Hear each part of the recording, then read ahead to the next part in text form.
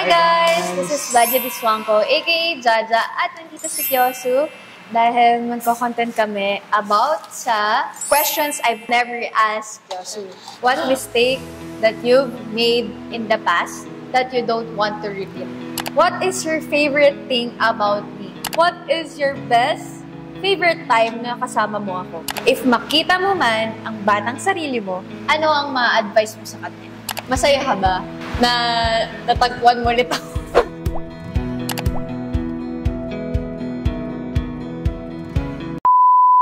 So, itatanong ko kay Kyosu kung ano yung mga hindi ko pa natanong dati and ngayon. And ready ka na ba sa questions? Hindi pa ako ready. Bakit di ka pa ready? Tungkol saan yan? Kahit saan. Pwede sa past, sa sarili mo, or sa atin dati. Okay. Ba't kinakabahan ka ba? Hindi naman, sakto lang. Bakit? Ano ako dito guys, new Dapat true ha. Dapat totoo yung mga sure. Hindi, walang halong biro. Kabaw ng card. And ayun, magtatanong nga ako kay Kyosu na hindi ko pa natanong sa kanya. Dun muna. Ready? Okay. Are you ready? Ready. Ready na ba? Ready. Okay, sige. Question number 1. One mistake that you've made in the past that you don't want to repeat? Siguro, marami. Bakit? Gusto mo ba specific? Oo, go. Okay, unang-una, yung pagka-immature ako. Bakit? Bakit immature? Siyempre hindi yun tamang asa sa isang relationship Diba? Kailangan matured ka pagpapasok sa relationship. Pero hindi naman ganun sa una, perfect ka na, ganyan, or build up mo na yung sarili mo na maayos ka, yung trato mo, yung attitude mo, ganyan, diba? Hindi naman ganun agad na mag-fix yan. Sa tingin ko, yun lang. One mistake that you've made in the past that you don't want to repeat? Marami. Sa tingin ko, yun lang. Pag sinabi mong immature, parang nandun na lahat ng hindi pa ayos sa sarili mo. Yung mga kabaliktaran, di ba? Hindi pa siya ayos na gano'n eh. Basta yung sa attitude, yung paano ka salita, paano ka maglambing, paano ka magmahal, di ba? Kaya yung ayoko na ulitin na sa pag... Yung parang hindi okay yung paglambing mo? Parang, parang nagtududa ka pa kung ano pwede mong gawin sa relationship? Hindi naman. Wala namang halang pagdududa. Siguro, dun lang sa... Dun lang talaga. More efforts pa siguro. Number 1 pa lang to. Sa nangyayari. Nahirapan na siya. Number 1 pa lang to. Paano pa sa number 2? Ayun, yun lang. Ayun lang. Kaimaturan lang. Sabi niya madami kanina. Andun na kasi lahat eh. Di ba? Oo, okay. Question number 2. Okay. What are you happiest about or most proud of right now? Most proud of right now is... Pwede sa sarili or kahit saan? Siyempre yung mga na-achieve ko this year and last year. About saan? About sa career ko, sa sarili ko, yung hardworking na nakikita ko sa sarili ko. Yung mga dati hindi ko siya nagagawa. Like, dati kasi hindi ako nakakabili ng mga bagay-bagay para sa sarili ko. Kasi sobrang tipid kong tao. Dahil kasi limited lang yung pera ko. So, matipid akong tao. Alam ko kung saan lang siya gagastusin. Tapos, kung saan lang, yung pwede mo i-spoil yung sarili mo, doon lang ako gagastos. Pero ngayon, kahit na medyo nag-level up. Medyo nag-level up lang. Ganun pa rin ang gagawin ko. Isasave ko pa rin yung mga kailangan ko isave. And yun doon lang, mag-i-spend lang ako sa mga tamang... Investment mo sa sarili mo na pwede din gamitin para sa career mo, gano'n. Siguro, like mga clothes and sapatos, ganun. Sapatos, shoes, mga accessories, ganyan. And watch, mga ganun bagay, mga material na bagay na pwede may invest sa sarili mo para sa mga maganda, interview, sa paningin. Ganun. Para maganda sa paningin ng tao and nakakasabay din sa uso. Kasi dati, gusto ko sumabay sa mga uso. Kasi, wala akong budget. Pero, hindi naman ako clout chaser. Pero gusto ko rin matry din. Di ba?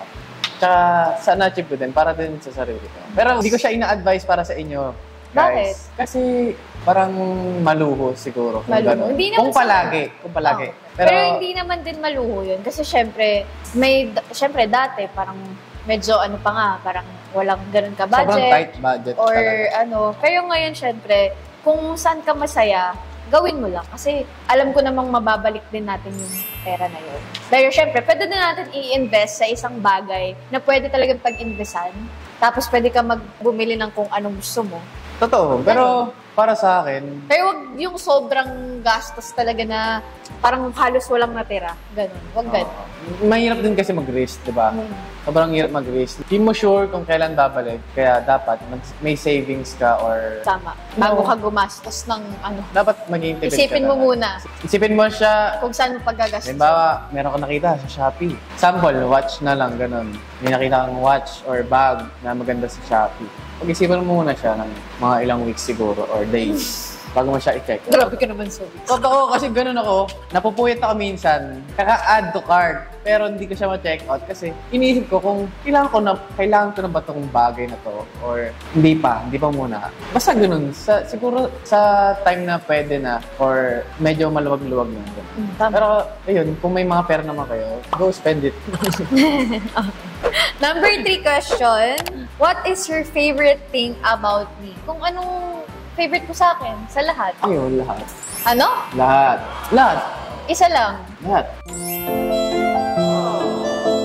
Ba't lahat? Wala eh. Ewan ko. Feel ko, sobrang perfect na lang. Perfect. Pinagsasabi mo. Wala, hindi ko kaya ipili yung ganito. Hindi. Gusto ko lahat. Kasi ikaw yan eh. Ikaw yung favorite kong thing.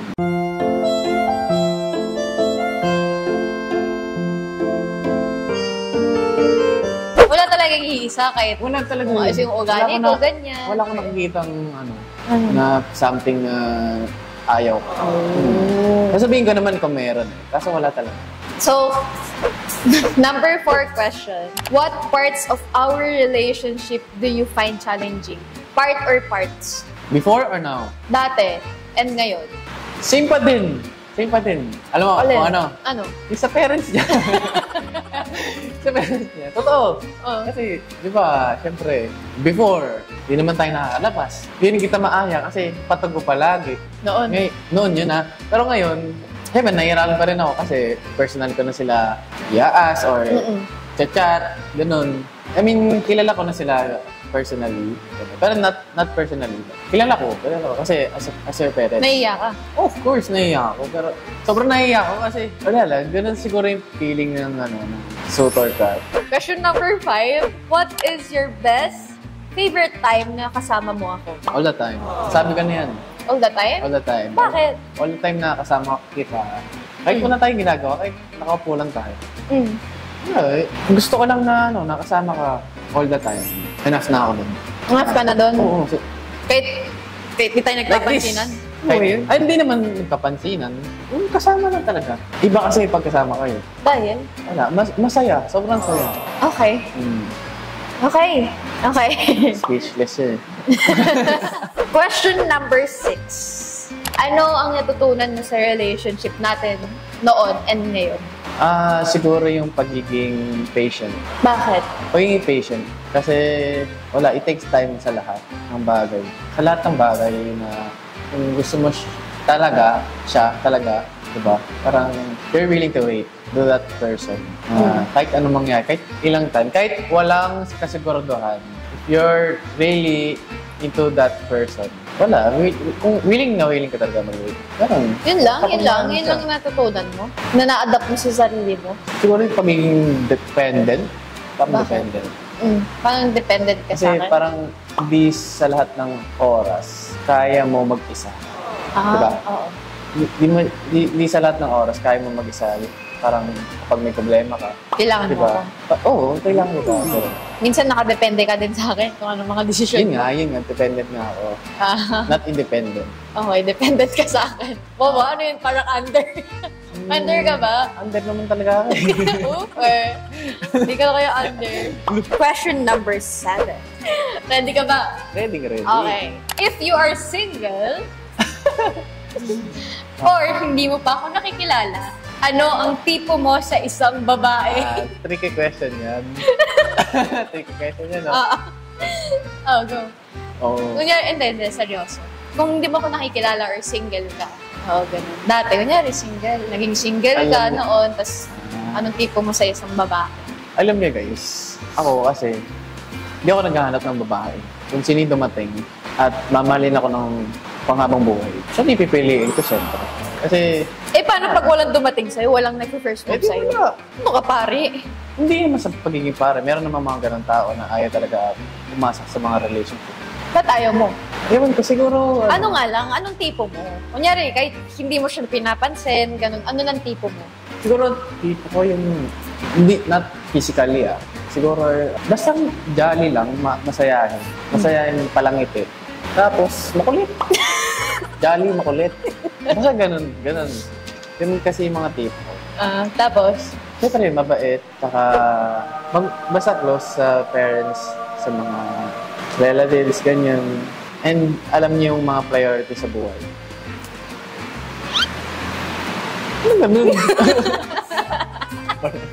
Question number 8. Bilis naman. Di ba? Basic lang. Basic. Okay. What makes you feel most loved? Siguro yung nakikita ko talaga siya na yung pinupursue talaga. Ano talaga siya sa relationship na yun na ma-work. So, gusto niya ma-work yung relationship na yun. Ganun na bagay. Yung ready to pursue talaga siya sa relationship na gusto niya. Hindi naman sa obsess sa akin. Kapag mahal niya ako ng totoo, ganun na. Yun lang, walang bagay na. Kunyari, Ano yun? mararamdaman yung pagmamahal kapag lagi kang niyayakap, lagi kang binibigyan ng ganyan. Siyempre, given na yun. Ano na yun sa mga ganung bagay, di ba? Hindi, ayoko naman kasi magdepende sa mga material. Ganun. Kasi, wala lang. Or sa mga kilig-kilig. Kasi, alam ko nawawala. Pero, kung kaya mo i-manage na hindi mawala yung spark sa relationship, gawin mo. Kasi, di ba, hindi naman siya choice talaga na sumuko. Bakit? Kasi, Kunyari kapag sinabi kong ka naman liga kasi hindi na ako kinikilig sa'yo. medyo kasi naguguluhan din ako sa part ng ganyan. Kung baka ayaw na ako ng babae or baka may nakikita ng iba. Kasi kaka-overthink din yung ganun na bagay. Daming what ifs. Daming what ifs din para sa mga lalaki. Kapag nawala ba yung spark, mag-stay ka pa rin. As long as na mahal nyo ang isa't isa. Paano nga? Parang hindi yung nararamdaman. Paano hindi? Katulad nung okay guys. Sige, katulad nung kasi napanood ko yung vlog nila na parang wala na daw silang spark Walang... Oo, parang nawawala. Parang hinili na lang nila maghiwalay kasi nga wala na silang spark. Ayaw mo siguro sasabi depende. sa ganun. Depende yun siguro sa relationship. Kung ano yung nangyari before, baka may traumas or anything na nangyari. Kaya parang pinili na nila mag-separate. Ganun lang, guys. Kapag ba wala ng kilig sa relationship, hindi nyo na mahal ang isa't isa. Hindi naman ganun yun nag-work, diba? So, wala lang. As long as na mahal mo yung person, hindi mo hayaan na mawawala yung spark kapag mahal mo yung tao talaga. Diba? Parang gagawa ka ng paraan. Pwede mo naman ibalik yung kung paano kayo nagsimula, paano mo siya niligawan, paano kayo nag-meet, paano kayo mag-date dati, yung kinikilig pa kayo, di ba? Maraming para paraan. bumalik ulit. Maraming paraan. Tama. Pero hindi paraan sumuko. Tama. Lalo na pag wala kayong problema. Parang yun lang yung problema nyo na wala lang spark. Hindi na ako kinikilig sa'yo. Pwede ka naman bumawi. Hindi yung Totoo. pipiliin mo na hiwalayan mo na ng isang tao. Kasi nga wala nang kilig. Ano gusto mo sa relationship? Kilig lang. Wow. Wow. Ganun. Ayun. Okay, question number 9. What did you do after we broke up?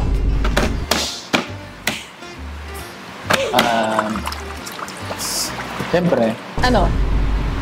Nag-focus. Ano ba?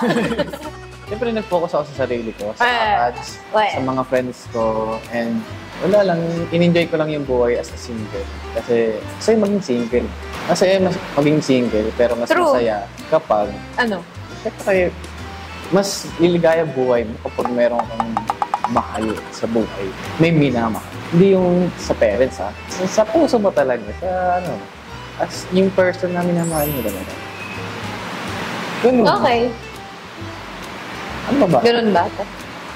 Ano ba ba? Yun lang ginawa mo? Walang kausap? Ay, wala. Walang may kumakausap sa'yo? Meron kasi hindi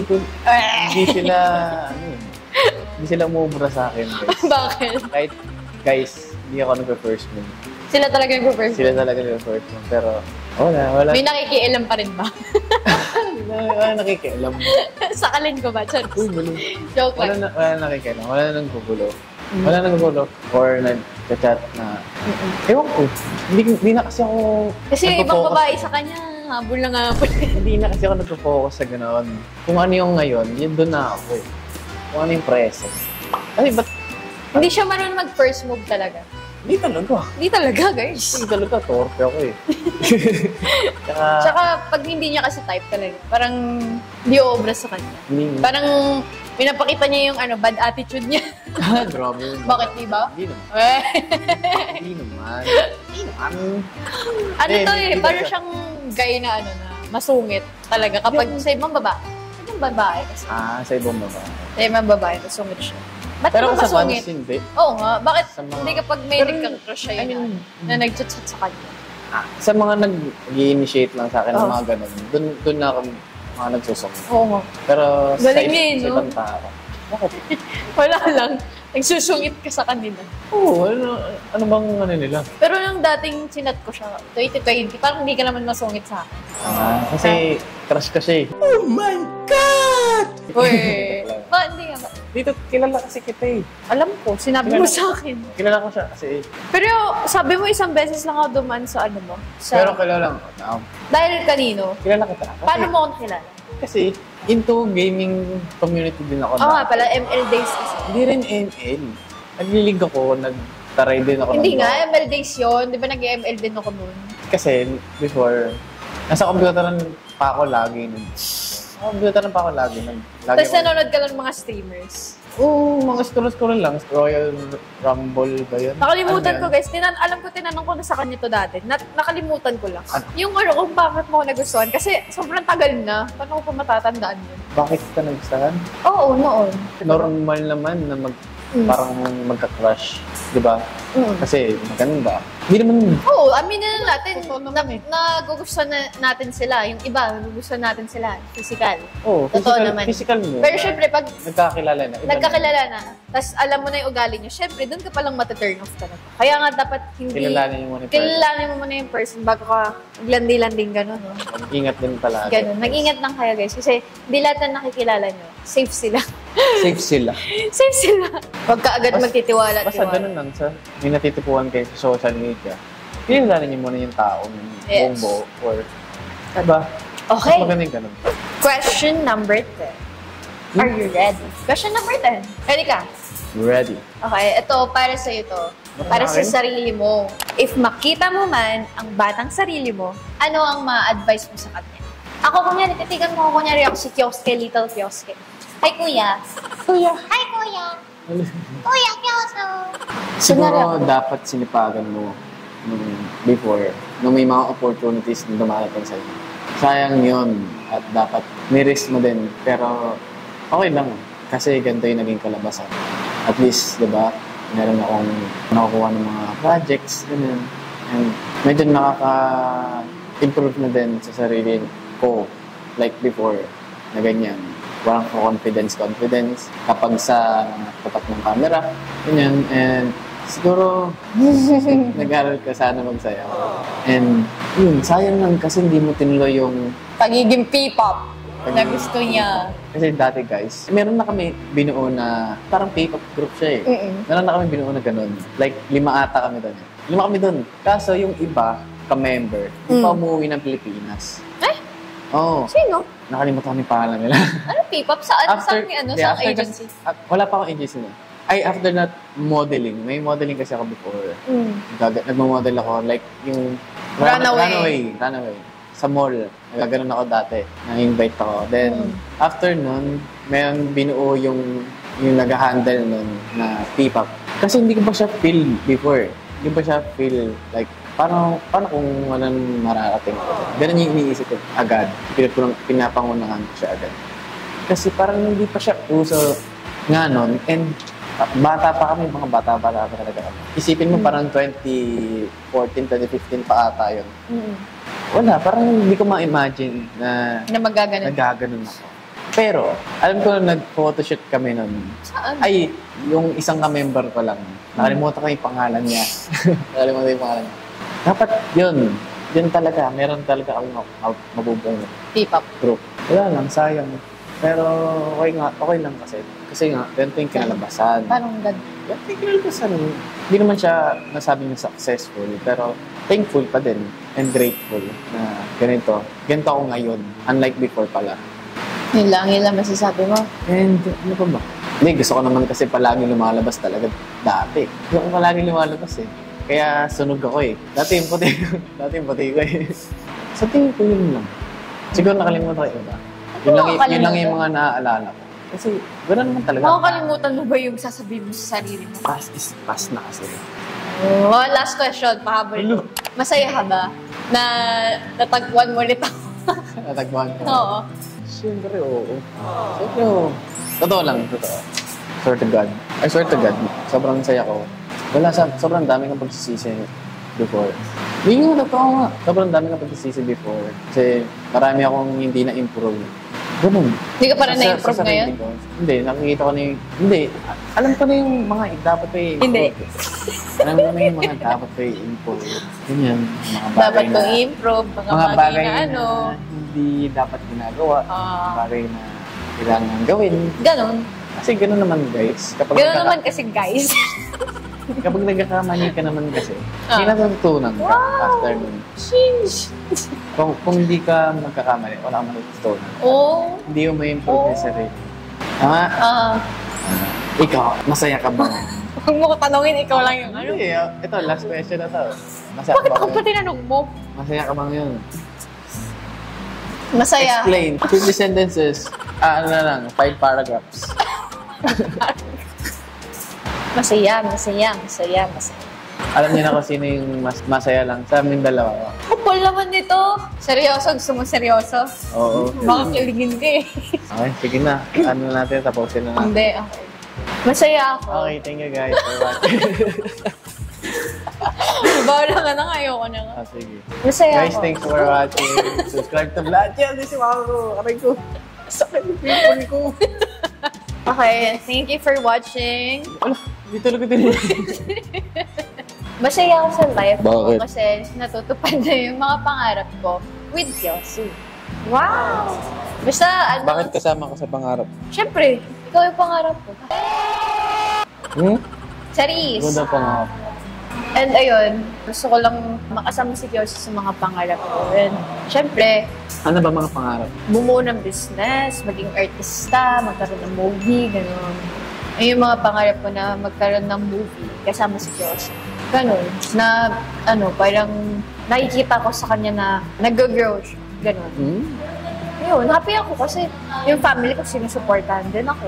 Nandyan siya palagi, sinusuportahan ako. Madami din akong fans. Sumusuporta sa amin. Kahit sobrang dami din mga basher. Sila yung nagtatanggol. Wala namang... Ewan ka, sobrang grab mentality ng mga tao. Kasi once na may makita silang umaangat, hinihila nila Pababa. mga kapwa-Pilipino pa nila.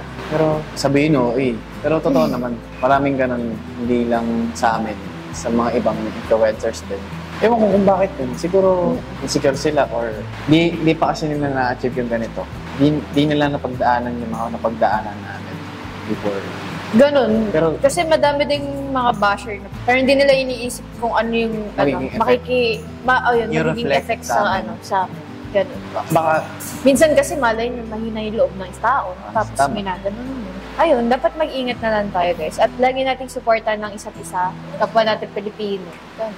Ayun, kaya I'm very thankful sa lahat, sa family ko, kay Lord God, sa'yo, and lalo na sa inyo, guys. Kasi kayo yung bumuo sa amin. Kayo mismo ang sumusuporta, kayo ang bumuo sa amin kung bakit kami nag-grow.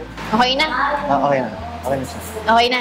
Yes. Okay. So, thank you for watching, guys. And, ayun, sana manood pa kayo ng mga ibang episode ng vlog namin. Kung ano pwedeng i-vlog. suggest nyo dyan sa baba. Comment down below. Yes. And ayun, thank you guys. Thank you so much. And thank you, Kyoso, dahil sinagot mo ng maayos. So guys, thanks for watching. Don't forget to like and subscribe to Vladja Diswangko and follow nyo yung kanyang page and lahat ng social media accounts niya. I-follow nyo, Vladja X Diswangko.